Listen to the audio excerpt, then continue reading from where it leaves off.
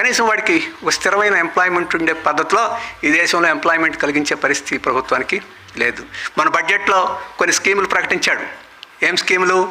500 పెద్ద పెద్ద కంపెనీలు వాళ్ళు అప్రెంటిస్లుగా వాళ్ళని చేర్చుకుంటే ప్రతి నెల 3,000 ప్రభుత్వం ఇస్తుంది.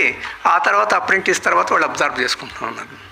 అది నిరుద్యోగికి ఉపాధి ఇవ్వడం కాదు, వాడి పేరుతో డబ్బులు కంపెనీలకు ఇవ్వడం. అది అప్రెంటిస్ పేరుతో ఫుల్ ఎంప్లాయ్మెంట్ చేసుకోవచ్చు.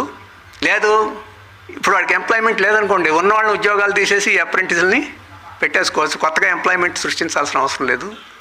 అటువంటి పద్ధతిలో ఎంప్లాయ్మెంట్ 3 స్కీములు పెట్టాడు. 1,00,000 కోట్ల రూపాయల యజమానులకి ఇస్తున్నాడు. ఇస్తే ఇచ్చారు, పోయారు. కనీసం ఎంప్లాయ్మెంట్ వస్తుంటే ఎంప్లాయ్మెంట్ వచ్చే పరిస్థితి లేదు. అటువంటి చిట్కాల వల్ల ఎంప్లాయ్మెంట్ మన దేశానికి రాదు. మన దేశం 140 కోట్ల మందికి ఎంప్లాయ్మెంట్ రావాలి, వ్యవసాయం మీద బతికే వాళ్ళ సంఖ్య తగ్గాలి అంటే ఇక్కడ మ్యానుఫ్యాక్చరింగ్ సెక్టర్ పెరగాలి.